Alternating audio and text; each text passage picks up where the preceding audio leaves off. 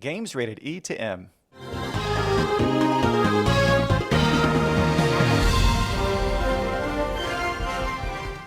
Welcome to Nintendo Power Podcast. This episode, we dig into Xenoblade Chronicles Definitive Edition, we talk Star Tropics and the first Nintendo Power Game Club, and lots more.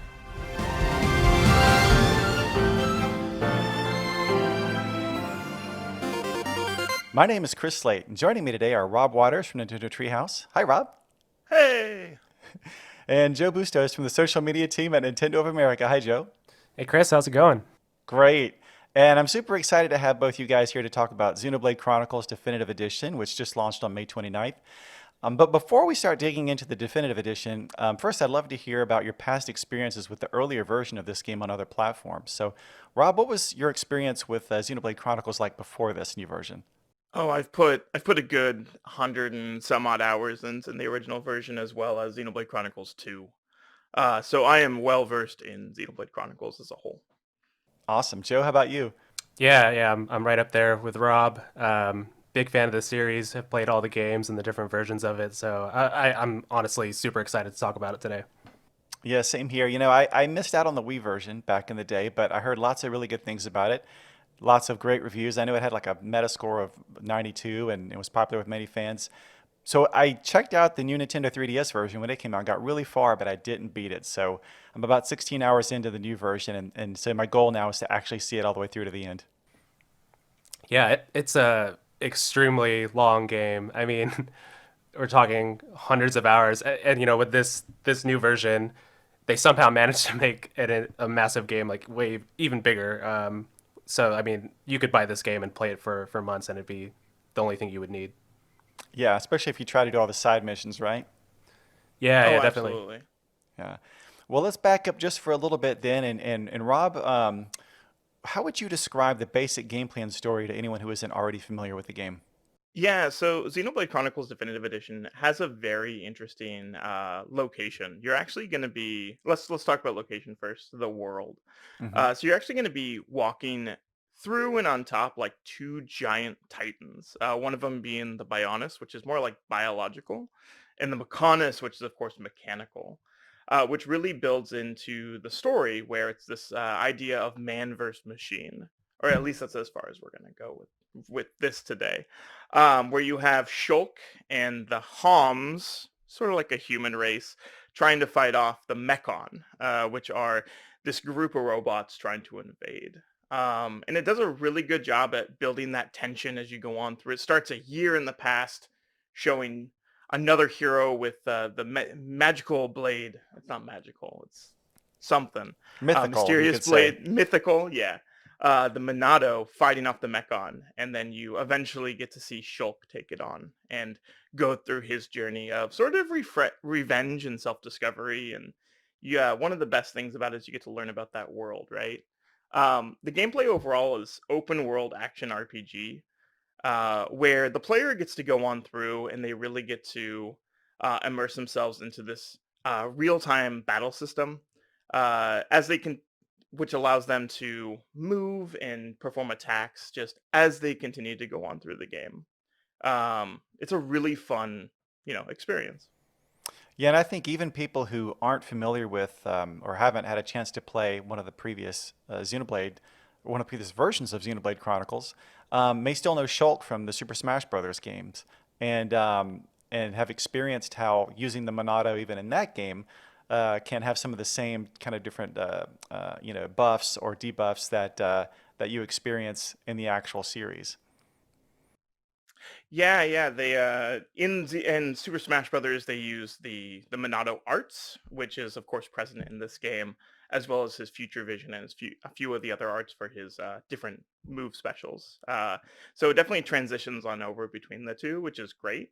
But of course, this game is more RPG based, so you're not going to be constantly pressing buttons to do those attacks. Instead, you're going to be strategically choosing everything. But you get a little bit of that flavor that you got to see in Smash Brothers in this game. So, Hmm.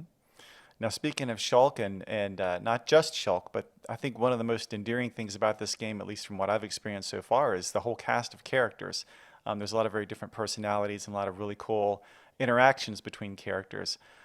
So, Joe, what would you say? I don't know if you want to talk favorite characters or just what really strikes you about this particular group and how they work together. But what would you say about not just Shulk, but Ryan, Dunban, some of the other cool characters in the game?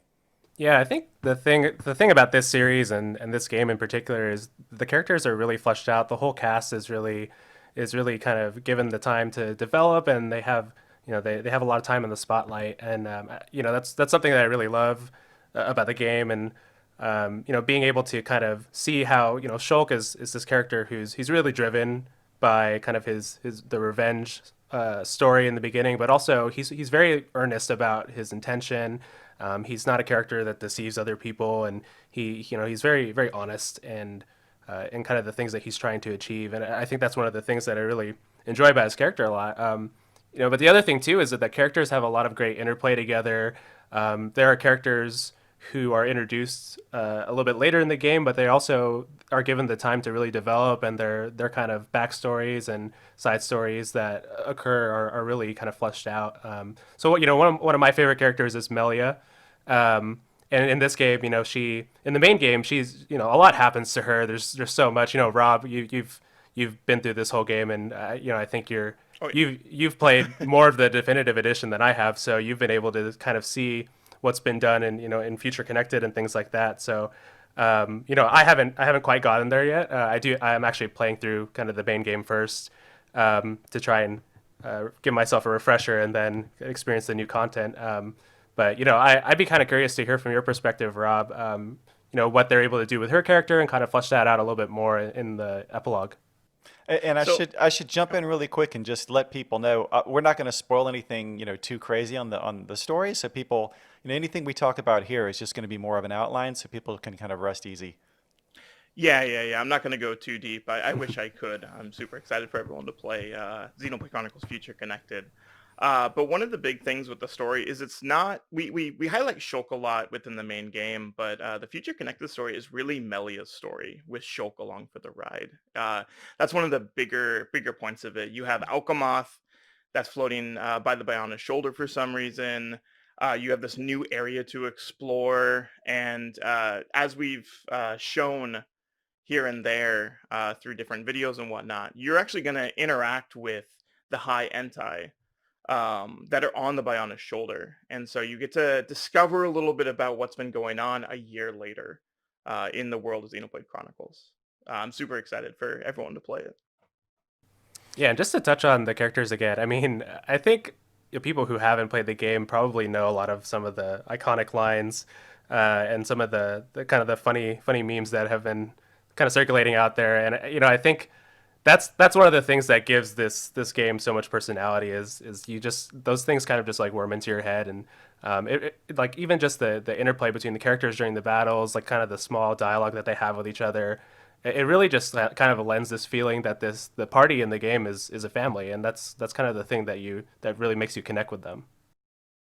Yeah, absolutely. I always, get really stressed out when I get a vision that one of the during battle that one of my party members are about to fall in battle, and I always hurry around to them to warn them, try to change the future. So you do get really connected, and you really do want to look out for those guys for sure. Yeah, Um, definitely.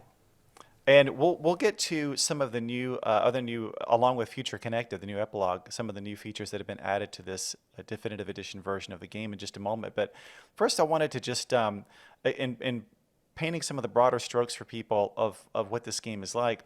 One of the other big aspects I think of it is just not just the setting, like the Mechonis and the Bionis and where the game takes place, but as you're playing the game, just how big the world is and how big the scope is. And I think even if people aren't necessarily familiar with a lot of RPGs, I think anyone who has played like The Legend of Zelda Breath of the Wild and really loves to kind of explore that kind of world and kind of go to these mountaintops and see these beautiful vistas and find these really interesting places to explore will see a lot of that here in this game as well, don't you think? Oh, absolutely. The world is absolutely huge. Very early on, it's sort of linear. It guides you, of course, on your main adventure. But once you get to the Bionis leg, is really where it opens up. You're able to go on. This is Gar Plains. Mm. the Smash Brothers stage. People may find the iconic like cliffs overhanging and whatnot. That's where it really opens up to having more side quests, having hidden locations to find that really are rewarding. Learning a little bit more about the world, especially the other colony of people and whatnot. But just as you continue to go on through, the world is larger than I think what people are going to be expecting. So Yeah, there's Yeah, yeah. a lot of touches to the world I think that really make it feel like it's a lot bigger. I mean, the space itself is huge, but there are smaller things with the mechanics, like being able to just kind of wander around and you're at a very low level and you just see a monster in the distance that's level 80 and can just kind of take you out in one shot. But that kind of thing, it indicates to you that there's so much in this game. There's a lot to be seen, things that this area that you're already in, but though there's even later on you could come back and there's still so much more for you to do. So that that's one of the things I really enjoy. On top of just being able to kind of discover all these hidden vistas and secret things in these really massive areas. Yeah, it's always nice too when you kind of wander into a new area for the first time and you kind of get that alert that you've now reached a place basically you can fast travel to. And so, it is nice with the world so big that you have a fast way to kind of get from point A to point B, especially if you want to pop back to some of the earlier areas and go to the shops and things like that. But you don't want to do that too much. Like any good RPG, you want to make sure you're getting enough combat in the in-between areas that you're leveling up and keeping pace with some of the challenges later in the game.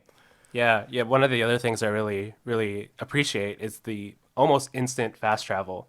You could just travel from across the entire map or into a complete different area, and it's there in barely a few seconds, which it just makes it super easy to pop around and see all these big locations.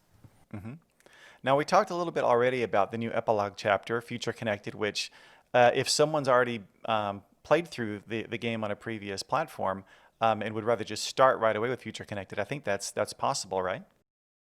oh, absolutely. It does, of course, warn you, hey, you may want to play the main story first, but you can go into Future Connected right away. Yeah, I was pretty tempted, but I made myself, I got to go through the main story first so I get the full experience when I finally get to the epilogue.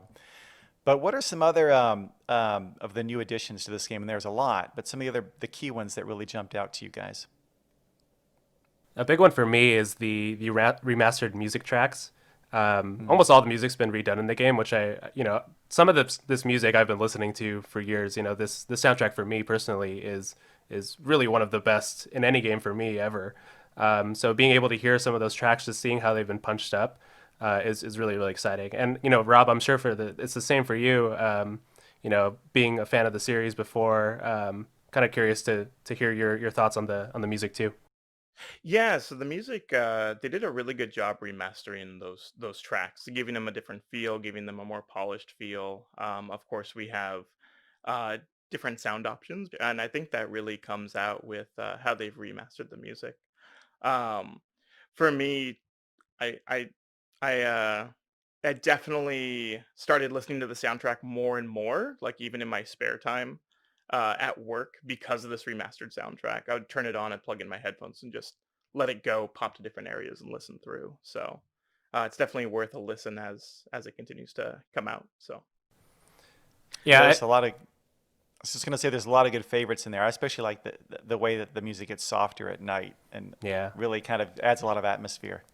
I think that's one of the things too that a game like Breath of the Wild actually took on too is like then you're in a town and you just notice how as the time changes, the music changes, the atmosphere changes, and that's something that really bears similarity with this game. Everything from the music to the types of monsters that appear at night, the types of NPCs that are wandering around. That's all that's something that's a big staple of this game too. Hmm. I actually wanted to ask Rob, since you're experienced more with Future Connected, is there any like kind of change in the musical style or kind of? I know there's some new music tracks in there. I don't know if you could speak to that. there is a nice big change to the musical style. I'm gonna wait to really dive deep into it, but it definitely has a jazzier style to it. I'm excited to hear what people really think about it. Um, once they get their hands on it, we haven't released any of the tracks for Future Connected, but we have included them in a few trailers here and there. The battle music has to be my favorite song now within Xenoblade Chronicles as a whole Oh wow. because of this new jazz style. There's a couple of games I could compare it to, but they're not on Nintendo platforms, unfortunately. But they are. It is absolutely amazing. So. Excited to hear it. That's awesome. And of course, with the new changes to the audio, we've also got some pretty significant changes to the actual video, the graphics. When the game originally launched on Wii, obviously that was a couple of generations ago now. So it's really been brought forward. Especially if you look at the character models, how the faces look now, and just everything's so much sharper and crisper. And especially for me, coming from playing the new Nintendo 3DS version, it is a huge bump up, especially in a game where, a big part of the appeal is like really seeing these beautiful kind of wide open spaces. So Rob, what do you think of that? How has that affected kind of your enjoyment playing through this version of the game compared to previous versions? Yeah, one of the big things with the HD graphics that really stood out to me is the emotional connection you can have with the characters a little bit more. You can see more emotion in their face during the cutscenes. You can really get into their head a little bit more because you can almost empathize with them now compared to the Wii graphics where you sort of think Shulk's angry because his eyes sort of squint, but you're not quite sure because you don't really see that emotion fully in his face. The first scene that really popped out for me with this was when Ryan picks up the Monado and hits Fiora with it on accident. You can actually see the anger in her face. You can see Shulk not caring, which is a little sad. He doesn't care that Fiora got her almost hurt. But it gives you that idea that, oh, he knew what was happening, what was going on. Hmm. And you definitely get that, of course, as the game continues on, as the Mechon attack Colony 9, and as you see other characters come into frame as you go through the story of the game. It's a great improvement, and it really stands out as one of the bigger ones, not just from a visual standpoint, but an emotional standpoint for the player. So. Yeah, and that's one of the things I noticed with Xenoblade Chronicles 2. The characters were really, really expressive. I mean, you could see like the anger in Rex's eyes, and being able to have a little bit of that style kind of transition into some of the character expressions here is really, really, really great. Even going back to when we first announced this game last year at Nintendo Direct, when I first saw that trailer, I think I didn't realize to what extent this game was coming back. I kind of assumed it would be kind of a HD remaster, and the character models would stay the same, but some things would be redone. But then to see the character models be redone and just so many different aspects about it, I actually the first time I watched the trailer, I was like kind of speechless. I like stood up like they didn't do that. There's no way. So yeah, it's pretty memorable moment for me seeing it the first time. Yeah, and you mentioned some of the things, or just the volume of changes and new content that have been added to the game. Just kind of running down the list of a few more here. There's casual and expert modes. Casual mode obviously is a great way for RPG beginners to kind of start with the game. Event theater mode, time attack battles. What are some other things that we haven't really gone into detail yet that really jump out to you guys? So the quest tracking is one of the bigger ones for me. In the original game, you would take on a quest and you would have to go find the goal. It wouldn't guide the player. It would just give them hints here and there if you talk to townsfolk or just within the description of the quest. But now it'll actually guide you on these quests. Quests are super important in the game for players who want completion, but also players who want to excel at combat. Aside from giving you just experience and equipment, you can actually unlock additional skill trees for your characters, which give you a huge variety of different options on building characters. Some of these skill trees will change the armor set that a character will equip, or you'll want to equip to a character. Some other skill trees will just give you awesome abilities that you can share between other characters through the affinity coin system. So they've really done a good job at helping players through the game a little bit more. Now, with including this, you can also turn it off if you want more of an old school experience as well through the options. So it's always nice. And I should just backtrack for a second too and say, we talked about the remastered music. I think the original versions are still in the game as well, right? Oh, they are absolutely, yeah. So you can listen to the original soundtrack if you want to, or you can listen to the remastered soundtrack. It's Right. all up to you. Yeah, that's awesome. Well, Joe, any other kind of new features that we were talking about that jump out to you? Yeah, one of the new ones is the time attack mode, and it's really fun to just kind of take on some of these battles and then earn some of the rewards. Rob, we talked about this before, but there are some fun costumes in there that are they're pretty wacky. There's like Pineapple Ricky, and Yep. there's all these kind of weird kind of swimsuit outfits for Shulk. So I think these are definitely going to be a hit. But in addition to all that, I think one of the ones that I really like is just being able to choose cosmetic outfits. Um, with the original game, this is one of the things that I both loved and kind of had a couple complaints about is that you'd be able to change your armor, but based on whether you want to kind of have the optimal armor set or and the right appearance, it would just change and you wouldn't be able to kind of um, have a cohesive look like you really wanted to. So with this one, you could change your armor, but then you could also kind of set what kind of cosmetic appearance you want to have. So it's kind of the best of both worlds there. Yeah, definitely. I need to dig into that some more because I've just been walking around with some really mismatched, wacky combinations, and I've been in a couple dramatic scenes from.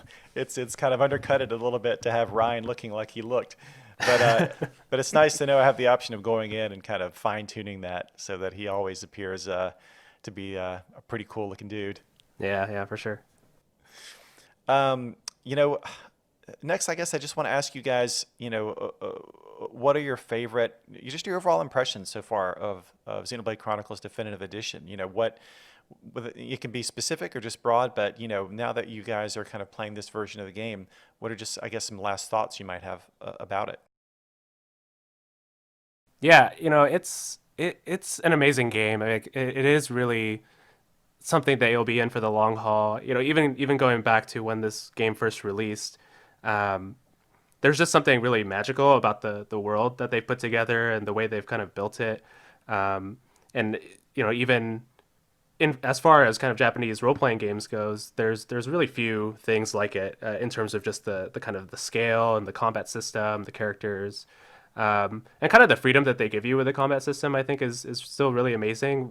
One thing I'm doing this time around that I didn't really do when I played the game for the first time is kind of experimenting with different party types and using a different character for the one that I control.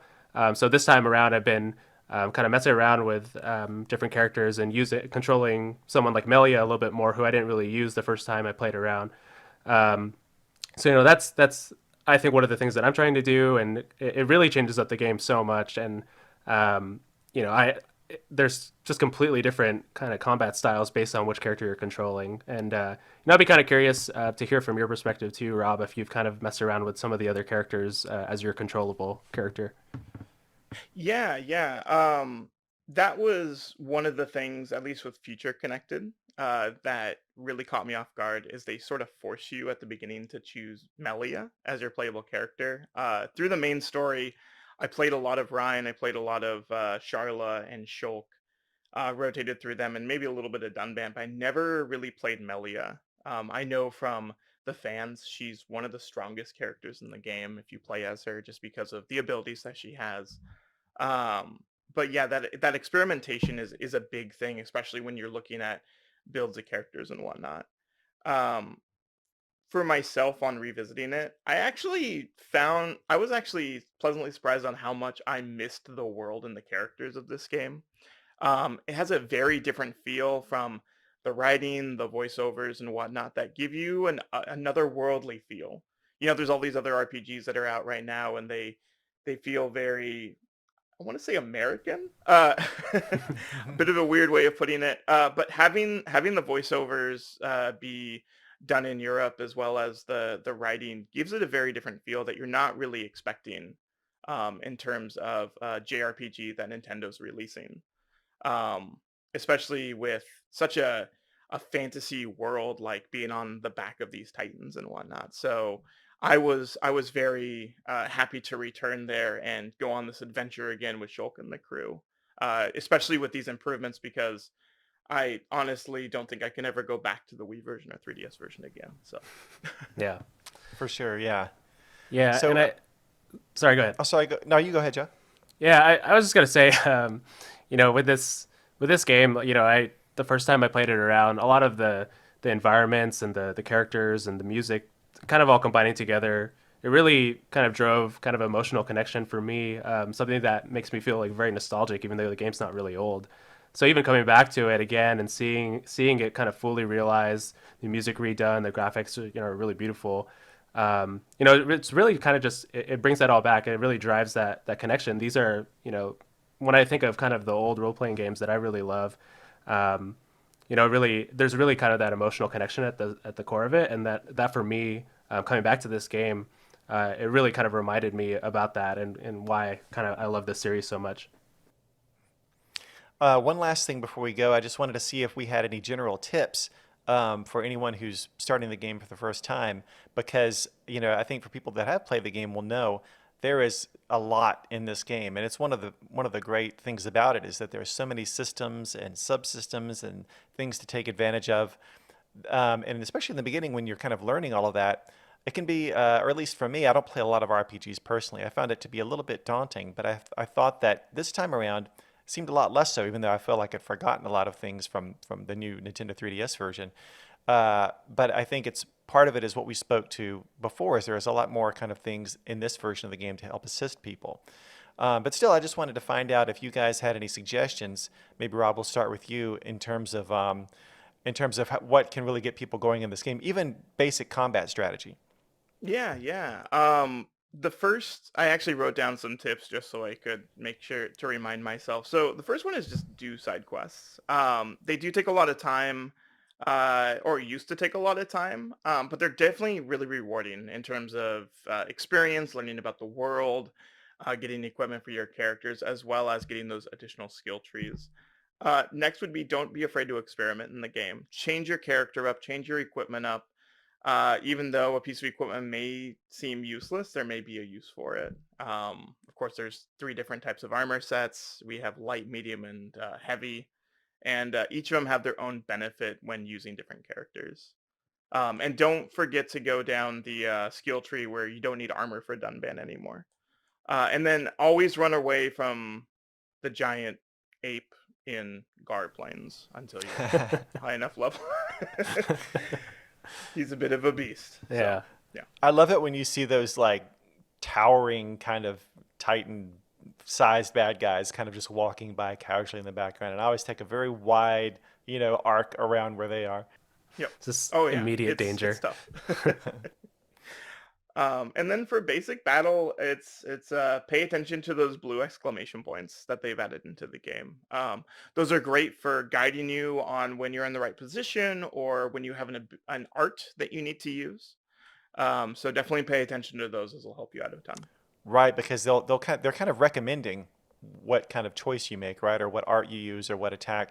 And I found it especially helpful when I would forget against certain enemies. There's a certain Monado art you need to use, Hmm. really to kind of balance out the battle, or else you're either not doing any damage or you're taking more damage than you should. But it'll have that little symbol there just to remind you, hey, this is probably what you should pick, even though of course it's up to you in the end. Oh, absolutely. Yep. Joe, any tips you would share? Yeah, I think I just have one tip. I think Rob covered most of it. Make sure that you go to the gem stall and make gems. That's something that's super easy to forget. He shows up kind of at the start of the game, and it's something that you could easily dismiss, but it's super important, and the gems can add um, so much to your characters. Even when a piece of armor might be weaker than one that has multiple gem slots, you could easily make it way stronger than that. So, and later in the game, there are other ways to kind of craft gems to make it a little bit more convenient for you. But yeah, I think kind of in the early game, it could be something that it could totally pass you by, and you'll just totally forget. So, yeah, definitely remember that, and make sure you visit old Colony 9 when you get the chance. That definitely happened to me. I forgot all about that guy in the gym stall and for hours. And then when I finally went back, I realized I had so many materials to make so many gyms. I was getting all these great like second and third level, buffs to strength or attack power, things like that. So yeah, that's a great tip. And I would just add that you know, I'm taking full advantage of all the assists that are in the game in terms of following that yellow path on the map to my next objective. looking for map markers. I always go when I come into an area with homs or people. I always look on the map to see where those little exclamation marks are, so I know exactly where to go to get all my new side missions. And I like to just have them active so I can, the next time I even just by chance happen upon the thing that, kill the monster or find the item that's going to complete that side mission, it does, and you get your rewards right there.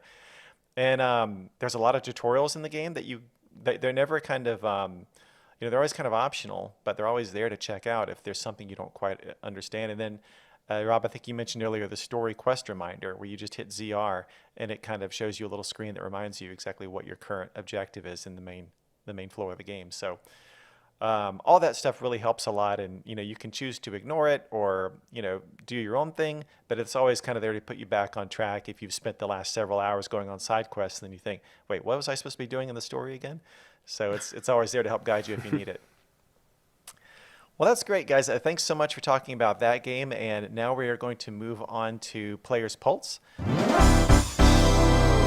Now, a few days ago, similar to what we did last episode, we posted 3 polls on Twitter for Nintendo fans, and we got over 140,000 votes, so thank you very much to everyone who participated. And again, these are just kind of 3 somewhat silly Nintendo questions that I just love throwing out there to Nintendo fans like myself and seeing what they think. All right, so the first question was, which of the following would you rather take for a ride? And the options were Epona from The Legend of Zelda Ocarina of Time and other games in the series, the King of Red Lions from The Legend of Zelda The Wind Waker, a Loftwing from The Legend of Zelda Skyward Sword, or the Master Cycle Zero from The Legend of Zelda Breath of the Wild. Rob and Joe, you want to take a quick guess on which one got the most votes? Epona, King of Red Lions, Loftwing, or Master Cycle Zero? There's only one right answer, Chris, and it's got to be Loftwing.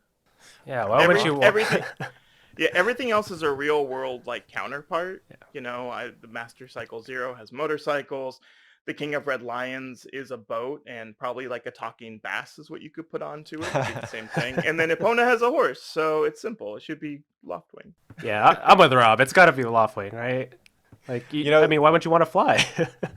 That Loftwing would absolutely have been my choice, but it was not what the fans chose. They chose Epona, which I understand. On the one hand, yeah, you can ride a horse, but Epona has a special place in people's hearts, I think, after that specific horse. Yeah, you need a lot of carrots.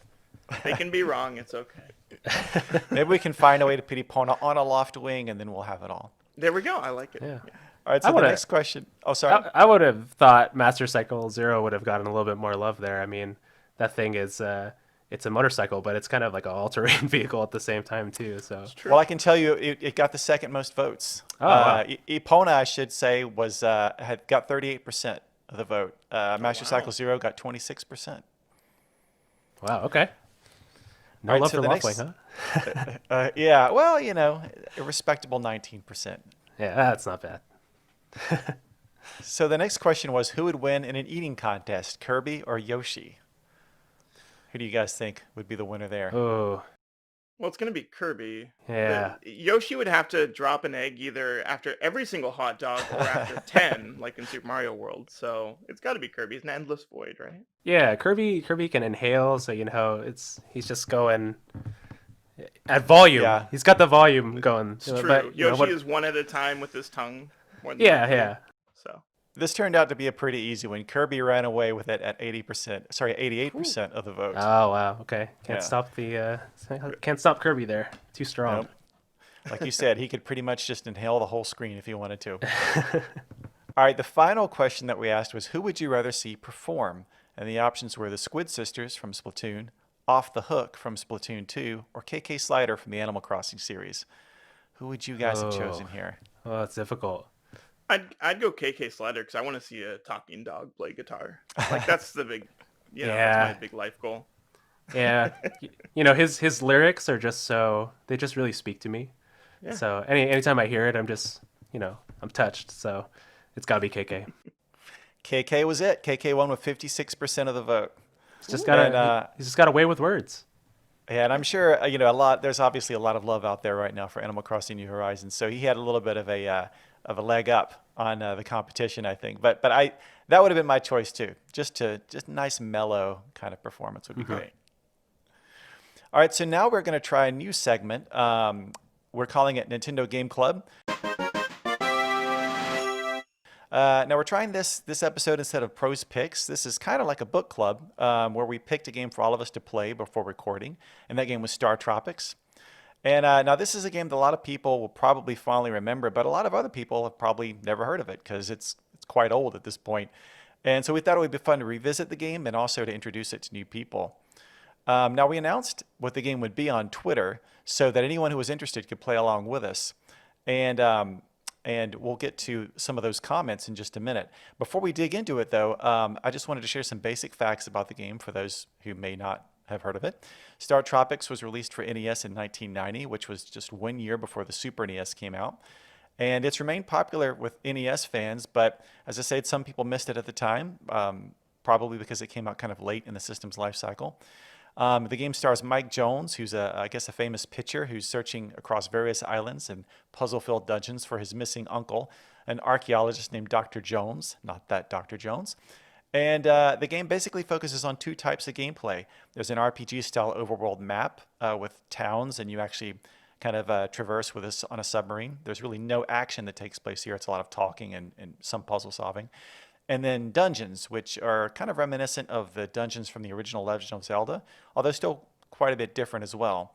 And that's where all the real action takes place. And when I say action, your primary weapon is a yo-yo, which right away tells you everything you need to know about this game, that it's just a lot of goofy fun. And you also have other limited use weapons like a baseball bat and things like that. And the game is available to anybody who has a Nintendo Switch Online membership. It's part of the NES game collection that comes with that. So it's one of the reasons we picked it to kick things off here. We thought a lot of people would have access to that and could play along with us. All right, so let's kick off our discussion with a comment that a fan shared with us over Twitter about the game. Each of us took a comment to share here on the show. So Joe, let's start with yours. Yeah. So this comment is from Jay Gamerbach, and he says, or they say, I'm not very far into the game, but I'm already liking the interactions that you have with people. It's easy to see how you would fall in love with this world. And that's something that I really agree with.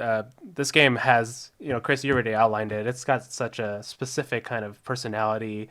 I mean, the setting is strange, but it's kind of simple at the same time. The main character's name is Mike Jones, but at the same time, he's going on this kind of weird quest where he's using a yo-yo as a weapon and trying to save, Dr. Jones. So, it is very, very wacky. There's just a lot of kind of elements about it that are kind of just, they make you feel like you're in a different world, but at the same time, I don't think it's really meant to be that. All the places have cola in their name, which is really funny. My favorite is the one that's named How Do You Do Cola, which kind of just took me aback. But I like how Mike comes from Americola.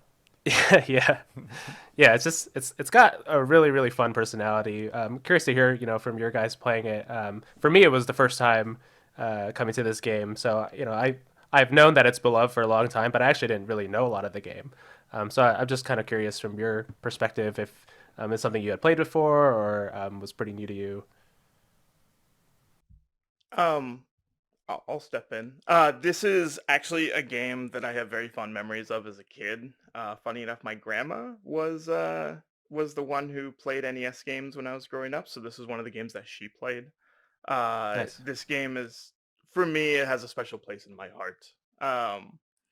And it's definitely something that has stuck out for me in terms of the interesting game design where you have, as Chris mentioned, that overworld and then you go into the dungeons. Some of those puzzles are brutal. And the story itself is a bit interesting. One of the things I really remember is actually the original instruction manual with that letter from your uncle. That really stands out. Of course, you can't get it here in the virtual version, unfortunately. But if you want to take a look at it, actually, we have it up on the Nintendo website, which is actually where I was looking at the instruction manual recently to just go back on through and see if I remember every little bit, like Mike Jones being from Seattle. It says Americola in the game, but it says Seattle in the instruction manual. I don't know what the difference is. But yeah, the game has a lot of challenge, but it's actually a lot of fun. Yeah. I remember the second Star Tropics as well. It's pretty good. Yeah, yeah, that was a great one too. And Ira, the thing that struck me about this game, and I did play it back in the day, and I'm pretty sure I beat it. Although now that I'm playing through it again, I don't know how I would have done that because it is really challenging, but still very fun. And yeah, I think just like the Jay Gamerbox said there, that it's the characters that you meet are just so funny. And the whole world has this very fun, cheery, kind of tropical, summery feel. So it felt like the perfect game to be playing right now while the weather's getting warmer. And I love all the little funny little bits they hide in there. Like there's a cameo from Rob the robot who's in the subsea submarine that you take to different islands. He's kind of the navigational computer. There's a part where you talk to a dolphin and the dolphin has to like be translated. And so it's just a bunch of like goofy off the wall stuff. You could tell that the people who are making it were just having a fun time. And I think that really comes through. Yeah, it's interesting how the dialogue is very very simple, but they somehow manage to slip some humor in there, and when it hits you, it's like very very surprising. It's like, well, I didn't expect that, but and with the whole adventure, it's not like a kind of a world ending kind of struggle that's happening the whole time. There is stuff that's happening that is kind of very serious, but at the same time, the adventure itself feels very kind of fun and light. Like you were saying, Chris, with the dolphin and kind of saving the dolphin's child, and going through all these towns, and they just all have such fun names. So it does feel like a real adventure, a real kind of sense of fun throughout the whole thing. So that's one of the things that really struck me and made me kind of fall in love with the world. All right, now Rob, let's get to the comment that I believe you have to share from someone. This is another one that was shared with us over Twitter. Yeah, yeah. So, wait, do I say the at or do I say the username? You can just say the username. So, Patek, uh, a- so the comment was actually really cool that Star Tropics is getting some attention. It may be dated, but it's a very charming title with a wonderful setting. Um, yeah, the setting itself of the sea islands and everything was something that was sort of unique, right? We always went to these fantasy worlds. We always had the Mushroom Kingdom, but we never really had something that sort of felt like a real world location, like someplace you could go to. And so that was one of the reasons this stood out to me was it really hits that setting of, this could be someplace I could go to. I could go to the Sea Islands. I could go see a parrot and feed him a worm. Uh, so that was something that stood out for me. Yeah, I think it is. It's just it's a really obviously when you go back and you play an old game from the NES era, even the Super NES era. I think it's a lot of times the games are more simplistic, that compared to obviously what we have today. Especially since I've been playing a lot of Xenoblade Definitive Edition, Xenoblade Chronicles Definitive Edition, and then you go back and you play this. It's just a really kind of refreshing change of pace, I think, to play something that is it's very fun and challenging, but on kind of a more simple, straightforward way. And again, I think combined with the lighthearted, fun setting and everything, it's just kind of to me, it's very nostalgic. But I imagine for someone playing it for the first time, it's not necessarily nostalgic for them, but it does kind of have those unique charms from a bygone era of a game that is just very straightforward and kind of easy to wrap your head around, but still kind of contains everything you need to have a fun time. Yeah, yeah. And this being my first time coming to the game, I'm definitely right there with what you described, Chris. Seeing kind of the difference between something like a Xenoblade and then coming to this game. It is very straightforward, but again, like I was saying, it's something that surprises with the humor, just because the game comparatively is so straightforward, and then when it kind of does hit you with some of the funny lines and just kind of some of the eccentric parts of the world, it does just really take you by surprise, and you're like, wow, that's something that they like they really thought of, and they still managed to kind of find ways to work around the simplicity of the game to inject a lot of personality in there. For sure. All right. Well, the comment that I'm going to read comes from Eric Wetstein, who says, "My big roadblock as a kid was the graveyard crystal ball segment. I didn't know you could pause and switch to the item that reveals the ghosts that you are required to take out to reveal the true path through the dungeon. I'm playing it again through Nintendo Switch Online, and I'm blown away by how cruel this game is. Still love it to pieces, though." And I think, yeah, I actually got stuck in that exact same spot, and obviously if I'd had a manual, one of the old manuals to the original version of the game handy, I would have known that you can pause the game and then press up to find to bring up the row of kind of magic items. And in this case, he needed the staff to make the ghosts appear. So you'd be able to find and take out the ghosts, and then that would open up, some secret paths in a lot of cases. So, whether it's like a lamp that you need to actually be able to see in a room or a potion to refill your life, that's all on that second tier. So did want to mention that for anybody who's going to be trying the game, that's something you need to be aware of. And Rob, you mentioned the letter earlier. That's actually, to give a little bit more detail on that, that's actually a letter that came packaged with the original NES version of the game. And at one point in the game kind of prompts you to actually dip that letter in water, and Mhm. then it actually reveals in kind of secret ink or whatever a frequency, a radio frequency, and the frequency is 747. And that's what you actually have to type into the Rob navigational computer to be able to progress in the game. So obviously that's something, a quick look online and you'll be able to find the frequency again. But it's obviously something you need to know to be able to enjoy the game now. But yeah, from secret paths that aren't always super clearly marked to weird puzzles. There's that whole puzzle where there's like a piano in a dungeon or Mhm. piano keys, and there's the clue that you're given do mi so fa do mi, I think, and I didn't know what that meant, but I looked it up online and found out it was kind of musical terminology, and it translates to keys on the piano, and so there's some really kind of obtuse Yeah. things, which if you're looking for a real challenge, it's a lot of great stuff to really sink your teeth into. If you're not, you can always kind of find solutions online. But I found that I started out playing this game thinking I'm gonna, show that I'm every bit the gamer I was back in the day, back in the 8-bit days. I'm not gonna cheat at all. And by the end of that first dungeon, I was creating suspend points every 5 steps. I Oh no. was I was using the trick to press L and R to rewind a few frames to kind of go back to before I took that fatal blow. So I would just recommend to anybody. I think the game is actually still quite challenging, even if you're using all those new functions that you get with Nintendo Switch Online.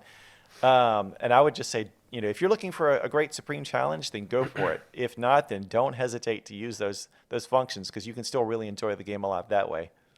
Chris, I thought you were going to come in here and say that you beat the game without, without doing any rewinds. And You'll I would have believed you. You'll just have to trust me that I think I did it back in 1990, and I think it's obviously still possible. It's just you really have to put in the extra time and effort. And I think I've gotten kind of a little bit soft playing today's modern games that are usually a lot more forgiving than the old days. Yeah, this game is it's pretty brutal. In the beginning it doesn't start off too bad, but there are a couple things in some of the later dungeons and some of the puzzles that are actually pretty, like you were saying, they're pretty obtuse. Um, one of the things I think that really throws you off is that you'll go into a town and you'll talk to everybody and there's pretty much nothing to gain from there. So that kind of throws you off because there are times where you do go somewhere and the clue is just like somebody kind of just saying some gibberish or spouting something off, and you're like, well, I don't really understand that now, and then it kind of makes sense later. Whereas other times you go somewhere and there's just you get nothing from it. So that's one of the things that could be a little obtuse. It is satisfying when you do figure things out. But the combat in particular, it's still really tight and it's still pretty fun. One of the things that I found that was very very brutal was there's this dungeon where this giant boulder kind of goes back and forth, and it's not really clear. The hitbox on it is kind of very very precise, but if you just touch it just by a little bit, you just die instantly. So that Yep. was for me that was needlessly brutal, I think. But it's a product of its time, right? So yeah, I am fully willing to admit that I would not be able to get very far in this game unless we had all the features that we do now. So I am a little bit soft and coddled as a gamer. Yeah, well, as long as you're still having fun, right? Yeah, yeah. Cool. Rob, any last thoughts about the game from you?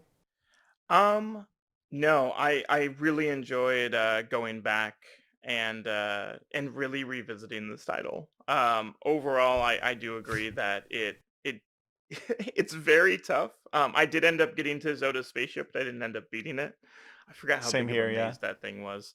Oh, that one's so brutal. Yeah. Um, But yeah, overall, I definitely enjoyed going back to. I do have one fun fact about the letter though that you mentioned earlier. Funny enough, it has a warning on the bottom that says, "Do not taste, eat, or otherwise consume this paper," and it says it's very important at the end of the game. So Yeah, that's good advice. You yeah, know, just good advice for paper in general, I think. I don't think you'll get the code if you eat it. So I don't think so either. Well, yeah, I would just say that I think, like I said before, I think it's a great title to just kind of have some simple, cheesy fun with here during the summer with the tropical theme and the catchy music, especially. I really enjoyed that. So I would recommend that everybody give this game a try. I would just say don't hesitate to use those kind of cheat functions if you need to. Cool. So now we are going to go to the Warp Zone quiz.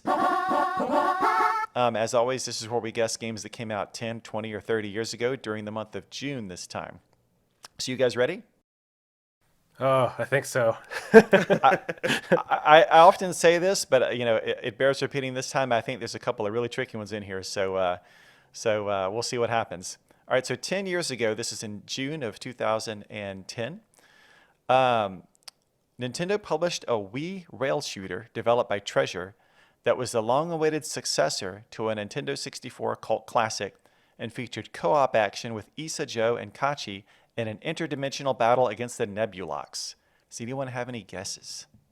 This Well, is Sin and Punishment, but I don't remember the subtitle if there was one. Uh, I think Joe, I don't it's suppose yeah, I think it's Sin and Punishment 2, the Star Successor or something like that. that you guys pretty Yeah. much got it. Sin and Punishment, Star Successor. Ah, That's got right. it. Great Nice. job. I really thought that was a bit of a deep cut. I'm really impressed you guys knew that one. Well, we're on the podcast where we're talking about Xenoblade, right? So I think yeah, true. we're Yeah, right in the chances target are audience above there. average. Yeah. All right, so 20 years ago, June of 2000, the clues are Nintendo published a side-scrolling Nintendo 64 platformer developed by HAL, in which you could steal or even combine your enemy's powers. And the series' colorful cast of characters were rendered in 3D for the very first time. Any guesses?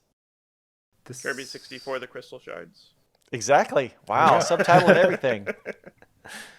Nice job. Yeah, I actually, until I went back and looked at this, I didn't realize that was the first time the Kirby gang had kind of been rendered in 3D, even though it was technically still kind of a side-scrolling or maybe a 2.5D game.